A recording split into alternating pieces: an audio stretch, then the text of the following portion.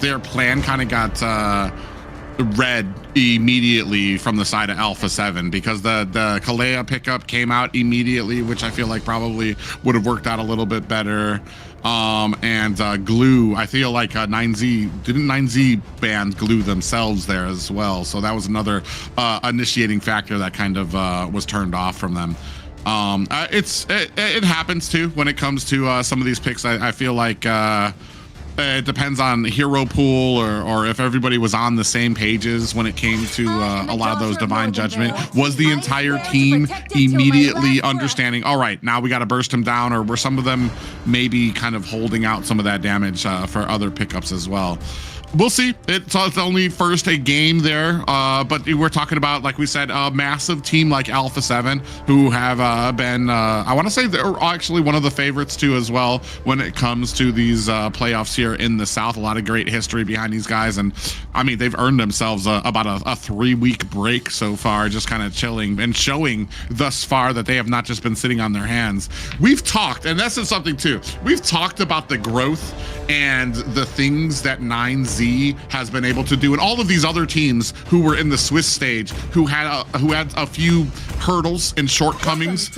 We've talked about them being able to grow, but what we haven't talked about is, I don't think Alpha7 and Entity 7 have just been sitting there stalwart. You know, they haven't just been sitting there not doing anything. They've been making their own waves and growing themselves as well when it comes to developing strategies, understanding the play style of these guys. So sometimes it kind of comes down to the fact that, yes, you are making these giant waves. Yes, you are being able to jump over these hurdles, but Alpha's doing the same thing on their side. So the more you try to catch up, the more they're trying to distance themselves from you when it comes to these strategies and skills. Yeah, they are for sure keeping an eye on everyone, even though they do have the break. And it's showing here. They're going to keep up their growth and not let up for sure. They banned out the Fanny and the Harley here, as well as the Zushin and Freya, taking out some really heavy hitters here to kind of give them a smaller hero pool to pick from. Yeah, so no Harley on the second game here, at least from 9Z Globant. That could be a possibility here as the first pick. They still have Boxia open, for example. Still have another options here as Kalia, or maybe focusing on the mid lane, for example, on this first phase here of banning. But yeah, Suyo here now for a 9Z Globant. So if Alpha7 doesn't ban Boxia, I believe that there's going to be the first pick here for 9Z Globant. But if they ban a Boxia, maybe I don't know, maybe Kalia could be they can ban Boxia without the fear of Phoveus coming out from 9Z Globant, because they just picked it. Yeah, but okay, but 9Z is not allowed to repeat for Phoveus, right? No, yeah, they can't, 9Z can't pick them. That's why they're okay. Yeah, that's why I said you ban Boxia. Sorry. You don't have the fear of Phoveus coming out from 9Z because they just picked it. Okay. Yeah. Okay, first pick here for 9Z Globant. Maybe they're gonna get a Claude for Super on the goal lane. So we're not used to seeing Claude so many times. At least on this weekend, but it could be a possibility here. There he is. It seems like they are not allowed to use a carry on this game. So Claude here is the first pick for 9Z Globant. Yeah, and I feel like you go here, you pick up the Phoveus as well. On the side of Alpha7 here, Marcel is still open as well, but I don't think you take Marcel with the option of Valentina being picked up by 9Z Globant. Or actually, you don't even need to pick up the Phoveus early here. You could go with the Marcel and Valentina quickly here on the side of Alpha7, so you take off the option of them getting a golden hour themselves and still have Phoveus as a possible third pick, because it can't be picked up by the side of 9Z. But then couldn't they ban that out? Oh well, they went ahead and picked up Valentina and Sora here, but doesn't that give it a chance to be banned out by the side of a 9Z, so they couldn't choose it? Yeah, right? Not as a third pick. Yeah, okay. Not only ban, but to pick the counter, so you get Sora and you get the counter for Sora on a possibly counter on XP lane here. So mid lane here and XP lane guaranteed by Alpha7. With the Sora here and Valentina, the response coming out from 9Z Globant, maybe they can work like with, but the problem is here, Private, but is with Valentina on the game, 9Z has to take care about the choosing here. Okay, Fredrin and Ivy, because Valentina can copy the ultimate, so that's gonna be a problem for 9Z. Yeah, I mean, as you said that, and they pick an Eve, I feel like that's exactly what you meant. And now they're going to have a real world, not just a real world manipulation, but sometimes the ultimates that she can take don't really fit or do well from her. Like, I think, taking the Appraiser's Wrath, it doesn't really do much for Valentina. I don't even think she gets the damage or the scaling with that as well. But something like an Eve is perfect for her because she's going to be building basically the same type of items, the same type of damage for it, so she'll be able to really take advantage of what comes out of that.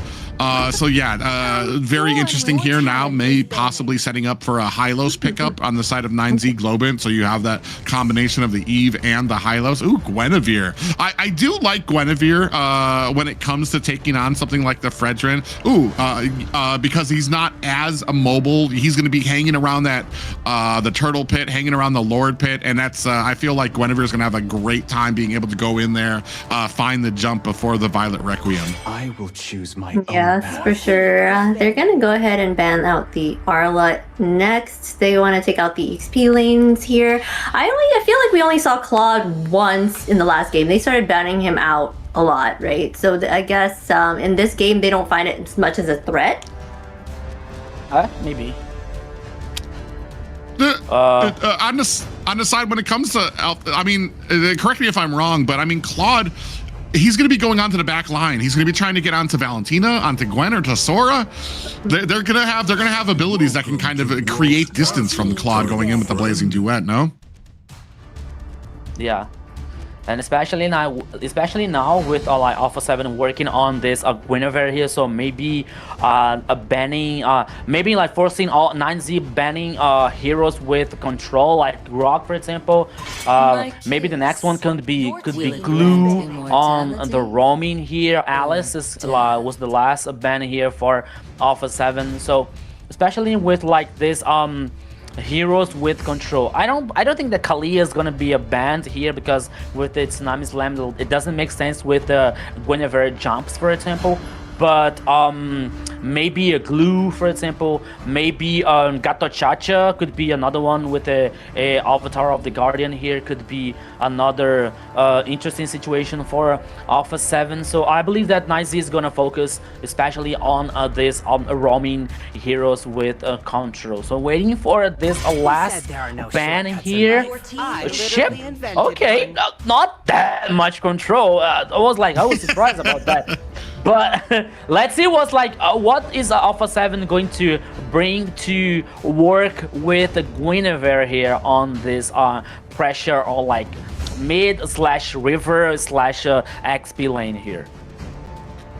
Yeah, I feel like the Gatakacha is definitely, I feel like that's going to be about the #1 pick when it comes to this, especially because he'll be able to, as slow as the Avatar of the Guardian is, it's going to be something you'll be able to set down onto a real world manipulation where Eve isn't going to be able to find an escape. Not just that, but you've also got Fredrin that's going to be sitting inside that lane, and he's got that little bit of pop-up that can really meld well with the Violet Requiem from the Guinevere. And what if Sora comes to the gold lane here for Alpha7? Because I saved my nation from falling apart. And bring a Terizla on the XP lane here with penalties on.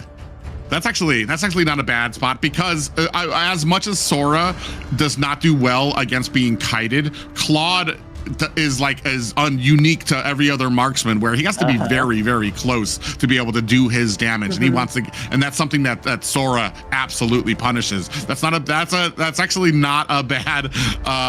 Maybe I mean, they don't have a coach on the side of Alpha7. Maybe start sliding you up in there, start sending out some DMs. if this happens,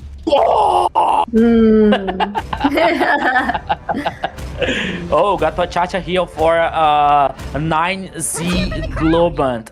Not only to to take away from Alpha7, but also to guarantee this control with this execution here, especially when it comes to the Fredrin and the Blazing Duet coming out from Claude. But still, I want to see what Alpha7 is going to bring here on the last pick. Still assuming because Guinevere here can be on the jungler, but now Winston Shin could head on the goal lane, for example, or Guinevere heading for the roaming. Oh my goodness, so many possibilities here on Alpha7. Yeah, I don't even know what to say. It's like, what are they? Oh, what? It's blowing our mind or something. But no. There's only like Hilda on roaming. No, Hilda on Yeah, Hilda's roam. Wait. Sora XP. No. What? Oh, what? I am so what? Okay. I'm so confused. So I told you. So Guinevere's going to be our roam? Oh wait, okay, Paquito, Guinevere, the roaming, Upachizi with Sora, the goal lane. Yes. I thought there was like XP lane would be with Terizla, for example, with the penalty zone, but he chose Hilda. But the idea from Sora with the goal lane, it happened here, Private. Yeah, I'm actually very curious about Hesu with the Hilda. Well, in the XP lane, which is really kind of confusing for me. I feel like Hilda doesn't really shine in the XP lane. I do like the rest of this. I do like the switch up to be putting Sora into the gold lane, especially like we talked about. Will shine up against Claude here. But ladies and gentlemen, this is going to be game 2 of Alpha7. Alpha7 taking on a 9Z Globant. 9Z still looking for a reply to Alpha7 and their dominating game 1 victory. Yeah, after the dominance here, welcome once again to the Land of Dawn on the second game. Alpha7 versus 9Z Globant. Once again, you on the chat, you are the main star of the show, so hello. Once again, hello to GM Kilua, hello to Kurapika, hello to Pinoy, everybody, hello to Mir. One here, I cannot. Am I allowed to read this name? I think I can. But now here on the mid lane, Fashion in trouble with Aboro Crazy, but now they're safe. Yeah, a lot of damage coming out of there as we're taking a look at some of these emblems coming out. I think we got a concussive blast coming out from both of our roams. So going to be a bit of a tanky Gwen coming out of this. I'm definitely eager to see, do we send support up to this gold lane to try to help out Gusta Lagusta, or do we kind of let him fend for himself?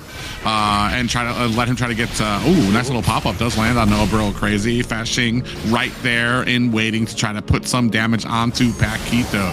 Burrow Crazy, I feel like is very aggressive for the amount of damage that he's taking. Maybe too much. Because he was he's forced to head back on the base. Meanwhile, you were seeing checking the emblems like Claude with the Quantum Charge, while Sora here was with the Brave Smite. So, okay, maybe for the regen HP here for Sora is a good idea, but versus and Claude, here it comes. Hesu. Yeah, and we have the rotation coming in from Upatizi as well to put down the damage, and that's going to be an immediate takedown of Al Burrow Crazy on the backside. Luisinho maybe trying to take down himself a Lord, while Upatizi able to find a kill onto Fesh, and Flick able to find the kill onto Luisinho and the Turtle as well. 3 unanswered kills for Alpha7 and the Turtle in pocket. On the backside, Chino in trouble, getting dove on by 2 members and taken down by Flick. The turbo mode here coming out from Alpha7. The first Turtle, 4 kills and the first tower. Minutes on the game so far here, Private.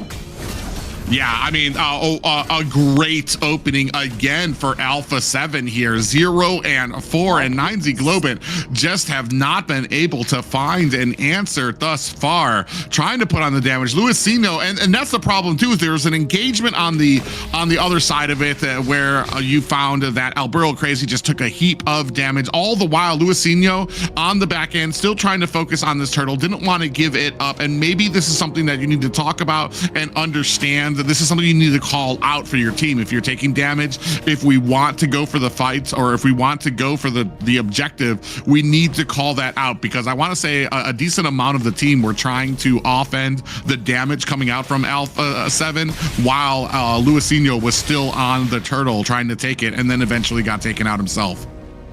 Yeah, and Alpha7 here like knew very much what they're doing, especially when it comes to Paquito. A very strong roaming here, because oops, once again here, Paquito. Oh, but in the goal lane, in the bottom lane, sorry.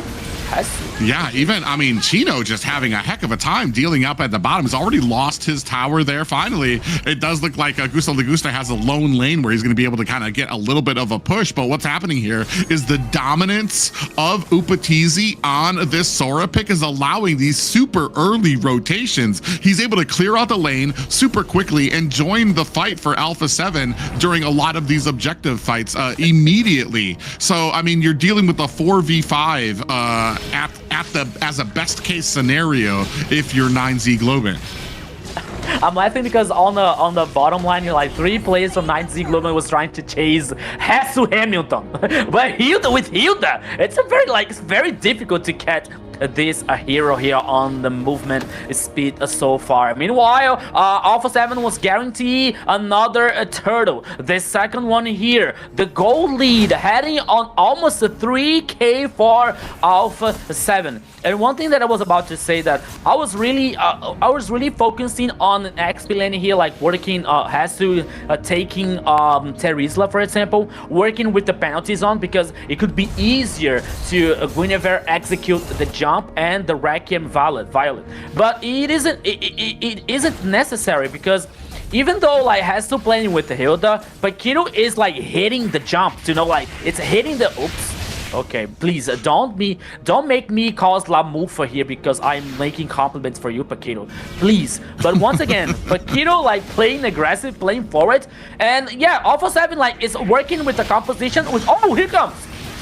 Yeah, Violet Requiem actually comes out of here as well. Is that going to be enough? Down goes Alburo Crazy. 2 real-world manipulations have been laid on the board, and down goes Luisino. 0 and 7 right now for Alpha7, trying to chase them down, but decide to disengage. They do have the spread. They're going to be able to take down another tier 1 tower at the top lane. 6 minutes in, and it is 0 and 7. 2 turtles and 2 towers for the side of Alpha7. Yeah, and they want more. The focus now could be on the mid lane here, but there is no minion wave so far. Private, 6 minutes and 24 seconds. The gold lead heading for a 6K to Alpha7. It's a very full domination here. Yeah, that is, I mean, 1,000 gold lead every minute. Every minute you're getting that big of a lead on your opponents right now. And that just talks hugely about the overwhelming offense that Alpha7 has in here. They're winning all of their lanes. They're able to push. They're able to get the early rotations to a lot of these objectives that 9Z Globant isn't even able to answer. And I feel like a lot of their compositions looking at a mid to late game power spike here as well. Gusto Lagusta so far probably underneath being fed here as well. And they cannot even contest this next lord, or this next turtle. Look at the jungle XP level. Flick 12 and Luisino 8. 4 levels ahead on the jungler. Yeah, I mean, I know Fredrin does have his issues when it comes to like farming. Usually you see him up against like a Suyo, and especially when it comes to mid game or late game, you start seeing that like 5K gold difference coming out. But man, Flick is really making use of the fast jungling ability that he has with the Yusun Shin. And here, sitting at 0 and 7, I feel like 9Z Globant, like they're at a point where you can't even contest any fights. If it's organized, you don't want the fight. The only thing that you can hope for right now is that you're able to bait something out, that you're able to find somebody that the rest of the team can kind of collapse onto, because any type of even fight that you're at right now is a fight that you're going to lose until like you don't have any of your power spikes just yet at all. Yeah, but now we're seeing once again Alpha7 dominating the map, getting like stealing the the orange buff here from 9Z Globant. It's still the first tower here on the mid lane is standing up from 9Z Globant, but I believe Private is going to be a matter of time here to Alpha7 take down. We saw the Blade of Despair on Insushin's hands. We're seeing the damage dealt ranking here comes to Fashion, you know, surprisingly to the mid lane for 9Z Globant with 18k. But the reality here is like Alpha7 dominating the pace, dominating the macro and the micro here so far. And the goal lead once again, as you said, like 1k per minute almost is heading to almost 9k. Yeah, I mean, yeah, if it weren't a profession, Alpha7 would be completely dominant in the damage charts right now. All 5 members up there immediately after Fashion there. So that just tells you how far behind 9Z Globant is starting to slip. Still trying to be active, though. I do like the spread that they have on it. They're trying to kind of keep up with these lanes. The only problem is now, especially when you're this far ahead, the answers that they have, things like the Hilda when you're ahead is a big thing. Oh, Flick gonna go in from the backside looking for a damage onto Hesu, but immediately disengages so that they can get the spread to take out the mid tier 1 tower. Yeah, so far here now, one more tower for Alpha7. The first one on the mid lane here, 7 kills for 0 from a 9Z Globant. The Lord heading on the top side here, 10 minutes on the second game. I have to be honest here, Private. I think that to 9Z reverse that situation, I mean, like, we have to believe in the miracles here. You know, I mean, this level difference, 5 levels for Flick. These are the types of games that you see on YouTube where they say ultimate build for Yu Sun Shin, unstoppable build, but then you just see it and it's like he's 5 levels ahead. Of course, he's destroying the opponents here. And right now, 9Z Globant just do not have, they just are not able to catch up. In any of the lanes, I feel like they're down about 2 levels here and doing the best that they can to try to turtle up. There's no answers, there's no abilities that they can come into. Even if they catch Hesu, they're gonna have a problem being able to try to bring him down. A almost 5k gold lead for Flick alone. Yeah, you see the jungler difference here, especially when it comes to the gold lead, Malefic Gun and Sky Pierce, Hunter Strike for Insushin so far. While Fredrin is working on the def, you know, like the defense, the chases and the Radiant armor here, but still, it's not a good situation for Fredrin and the rest of the composition for 9Z Globant. But now Alpha7 is cooking. We see the 4 players, all the players actually like doing the dance, like the recall dance here. Okay, it's like they're not compromising the rhythm, they're not compromising the pace here. Like, I think that they're waiting for the next Lord, you know, even though I believe that if they can, if they wanted to push, if they wanted to cause more pressure here on 9Z Globant, they could, because they have the jump from Guinevere, they have the ultimate from Sora, for example, which has a great control. So they have Valentina who can use the ultimate from Gato Chacha, for example, but no, they are playing safe. They're like choosing the safest option so far here to finish the second game. Yeah, right now, I mean, why not recall when you have the advantage, you're able to farm, I mean, you need it, and this is kind of the unfortunate thing. It's not the most exciting game when both teams understand where they are on the scaling. Alpha7 knows that they have the advantage. They need to wait. They can wait out for either the objective to come outline or for 9Z Globant to come out from their base. 9Z Globant understands that they are so far behind that they need to turtle into their base. There's no fight that they can take that they're going to be coming out ahead here. And unfortunately, that just kind of leads to a game right now where they're slowly kind of being like, it's like a snake that attacks an animal that, yeah, it's struggling, but the snake hold is getting tighter and tighter and tighter until there's not going to be much left. We're only at high grounds here for 9Z Globant. 13K gold lead for Alpha7. Is it my impression here, Private, or Alpha7 is trying to do the perfect game? No towers down, all the 3 turtles, all the 2 lords, no deaths. I think that they are working on it here. Now the lord heading on the top side. Here comes the pressure from everywhere. Yeah, now comes the swell as the Lord goes ahead, pushes up at top. Violet Requiem does a land on to the team of 9Z Globant. Looking for an escape. Luisinho looking to put the damage on. Oh, and the first death. Upatizi kick him off the team. Feeder on the side of Alpha7 as 9Z Globant finally earn themselves their first kill of the game. Are not even able to chase as they still have a Lord underneath the base swinging away.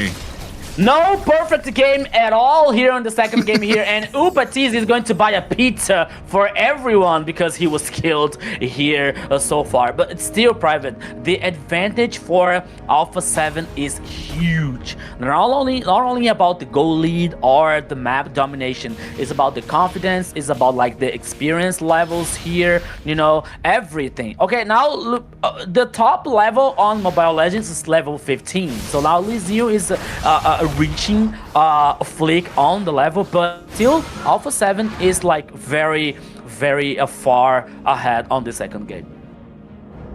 Yeah, I mean, I'm all for like trying to take advantage and stuff like that, but there's only so much of a spread that you can get. I think from this point on, 9Z Globant can only get closer. So, ooh, now Paquito comes in, slides in again with the Violet Requiem. Might be able to find a kill here as Frostlane Eve able to push back Alburo Crazy, finding that kill. 1-8 right now for the side of Alpha7. Yeah, so one more kill here for Alpha7. 8 kills so far on the second game. 26 seconds left for the next Lord, but I think that Alpha7 is trying to do something here. Not only causing pressure, but only to push these minion waves here to try and take down the high ground towers left on this second game. Yeah, looking to maybe put some pressure onto this mid lane here. You see them kind of poking away at it. That's going to be one high ground at mid taken away, and they are going to be able to disengage despite the offense coming from Gusta Lagusta there. You see Paquito there, able to kind of turn around for that jump. Gusta Lagusta was ready for it.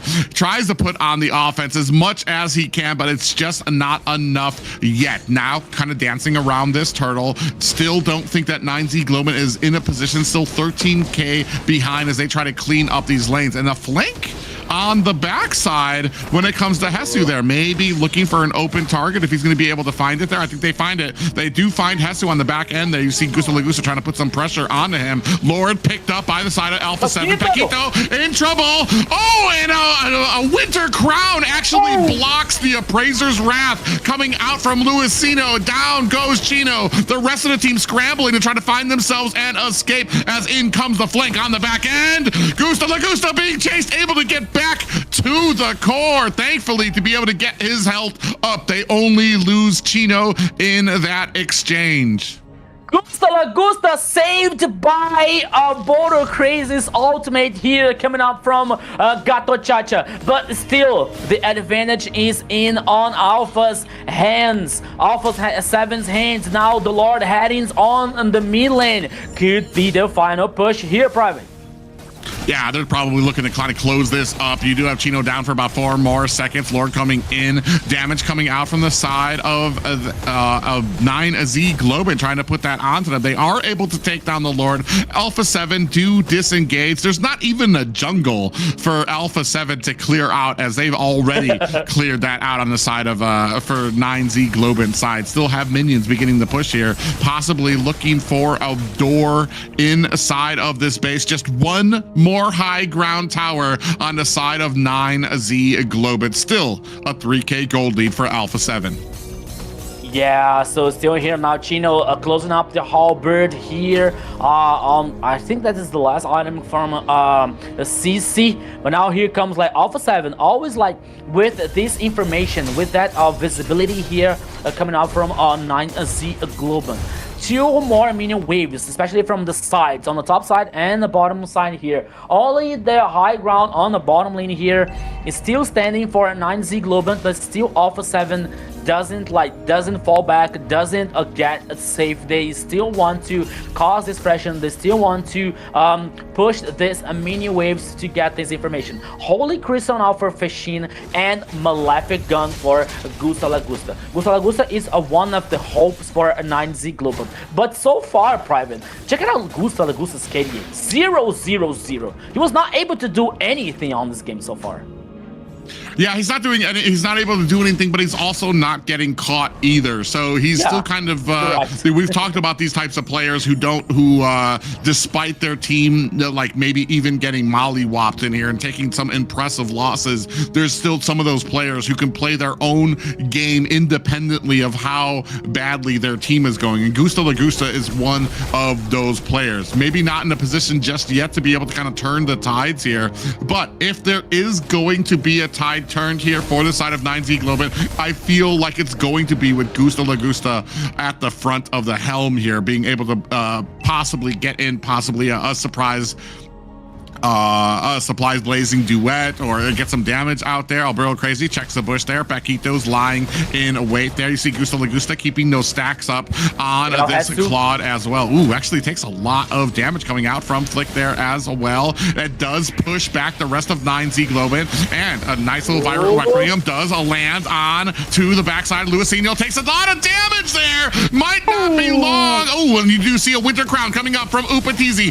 on the backside. Fashion able to find a kill onto Flick. Maybe able to turn this one around. Upatizi down. Gusta Lagusta with the kill there. Hesu being chased down. Still has the immortality proc out as well. Gusta Lagusta finds himself a kill. Now looking to possibly turn this game around. 9Z Globant with 3 unanswered kills against Alpha7. 3 players down for 9Z Globant here. Flake is dead. No retribution coming out from Alpha7. Now they're heading for the Lord. No fighting back from Alpha7. And man, from now on, I believe in miracles, Private, because 9Z Globant is back in the game. Yeah, suddenly back in the game. They've lowered this to a 4K gold lead. From a 13K gold deficit, have lowered it down to a 4K gold lead. And that's saying a lot. I know that's not great. I know that's still not a great game right now. But I mean, from what it was here, 9Z Globant looked like they actually still have a chance. Have the Lord going to be crushing down at mid lane. Now trying to get the side lanes kind of grouped up here as well. Paquito lying in wait, looking for a way in as the Lord does its damage to the mid tier 1 tower. Looking for another charge at the tier 2. Ooh, up at the top, we do see another takedown there. Chino putting the damage on. Is he going to be able to find it? Is not able to find the damage against Hesu as Upatizi come in to find an escape for his comrade. Another tier 2 tower at mid and top as well. Violent Requiem comes in. Paquito in trouble. Fashion finds the kill there as well. Down comes the real world manipulation. Gusta Lagusta finds a kill on the Flick, and another one onto Upatizi. A double kill there for Gusta Lagusta out, and a kill and a victory for the side of 9Z Globant from the clutches of peril. 9Z Globant as a phoenix here, coming back from the ashes. What a miracle we just saw here, Zena. I agree, Zena. Wise words, Zena. Totally. Wise words. I was like, oh my god. I was gonna say full-on domination by Alpha7 there, but they totally threw it. But at the end, 9Z Globant came back. I think it probably had to do with the fact that they did not have a marksman as well. So the longer they kept going, and the stronger that he would be getting too, right? So, I do not use the term throw often, but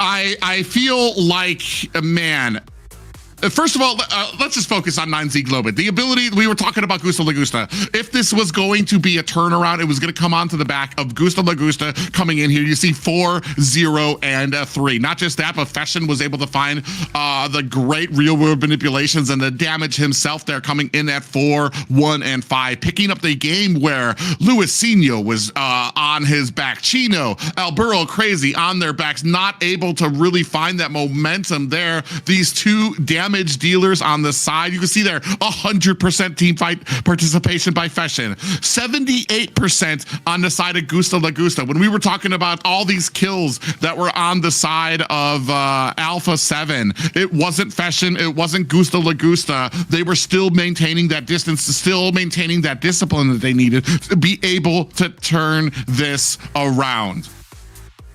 And I only remember here when I saw, like, when I said, like, okay, Gusta Lagusta with 0-0-0, he would, like, he wouldn't be able to do something on the game. I feel like something, okay, now it is my turn. The duty calls here for me in this second game. What a performance, fishing here with Ivy. And I believe here, it's one of the biggest case that I ever seen about resilience, about like mentality, about a patience, you know, because when we see on most of the ranked games, especially when you lost a flick, for example, many people say, okay, surrender. Okay, this game is done. There's no way to get back in this game, you know? And it was like, okay, Alpha7 dominating the game, dominating the pace since from the very first minute. And I was like, I already said here, once again, and it burns my tongue because I said, okay, from this point of the game, it was like for 9Z Globant to reverse that situation, to win this game, it's only in the miracle. And the miracle came. Not only, I cannot say the miracle. I can say that 9Z was like a professional team. They were like very resilient here, especially working on Gusta Lagusta and fishing strength. And they knew what they're doing here, waiting for the right moment. And oh my God, what a victory for 9Z. I know, and when it mattered most, this player delivered in a big way. It was Feshin with that control. 415 KDA, 83.4k total damage, 646 gold per minute. Feshin was a big factor in helping them turn that around.